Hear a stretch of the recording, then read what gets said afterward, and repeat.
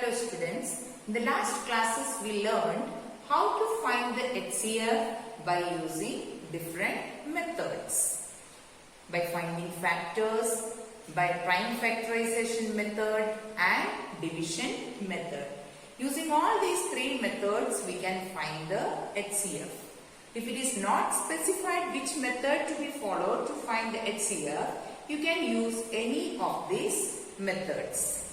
Now after learning this, we understood HCF is the number which divides the given numbers without leaving any remainder. For example, we can see number 12, 16 and 20. These are the three numbers. We are finding the HCF of 12, 16 and 20. And we get the answer HCF as 4. Here 4 is the number which divides 12, 16 and 20 without leaving a remainder. It means HCF is having the place of what? Divisor. It is taking the place of divisor because we can divide the given numbers using this HCF without leaving any remainder. After doing so many exercises, I feel that all of you understood how to find the HCF. Now let's see which are the properties of HCF. Properties of HCF. What is the first property of HCF? The HCF of two or more numbers cannot be greater than any one of them. What is the first property? The HCF of two or more numbers cannot be greater than any one of them. Either it will be the smallest among them or smaller than the given numbers.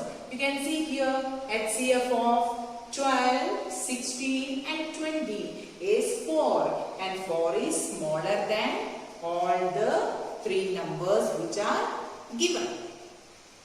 Now that is the first one is given, either the smallest among them or smaller than all the given numbers. Now the second property of HCF is a number. If a number is a factor of another number, their HCF is the smaller number itself. For example, we are finding the HCF of 4 and 8. When you find the HCF of 4 and 8, the HCF will be 4. You can see how many 4s are 8? 4 2s are 8. And 8 divided by 4 is equal to 2. Means 4 is a factor of 8 and 8 is a multiple of 4. In this case, the smaller number will be its HCF. The smaller number will be its HCF. This is the second property of HCF. Now the third we can see, if the HCF of two numbers is 1, they are co-prime numbers. This is a new term which you are learning now. Co-prime numbers. Now, what are co-prime numbers? Two numbers are said to be co-prime if their HCF is 1. Two numbers are said to be co-prime if their HCF is 1. When the HCF becomes 1, if there is no any other common factors for those numbers. Let's take an example. 3 and 5. Let's see which are the factors of 3. Factors of 3 are 1 and 3 because 3 is a prime number. Now, which are the factors of 5? 1 and 5 are the factors of 5. Here you can see which are the common factors for both the numbers. You can see only 1 is common for both the numbers. Then what will be the HCF of 3 and 5? HCF of 3 and 5 is 1. Here you can see if the HCF of the given numbers is 1, they are called coprime numbers. So here 3 and 5 are coprime numbers. Now it's not at all necessary that it should be a prime number to become coprimes. Composite numbers also can be coprime numbers. Let's see another example. 4 and 9. Let's see which are the factors of 4.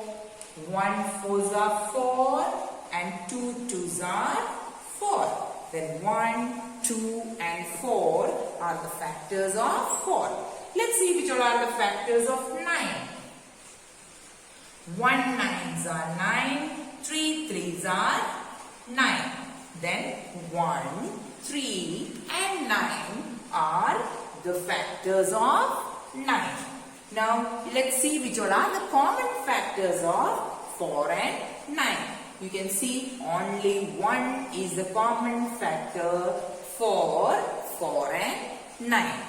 So what will be the HCF of 4 and 9? HCF of 4 and 9 is 1. So 4 and 9, these numbers are also called coprime numbers. But all the pairs of all the prime numbers will be coprime numbers. Okay? But composite numbers also can come in the group of coprime numbers. Now let's tell once more. Let me tell once more what are coprime numbers. Two numbers are said to be coprime if their HCF is 1. Now our third property is the same thing only. If the HCF of two numbers is 1, they are coprime numbers. If the HCF is 1, they are called coprime numbers. HCF of the coprime numbers will be always 1. I think properties of HCF is clear to you all. Learn it and understand it properly, and you have to write it in the copy also. Thank you, children.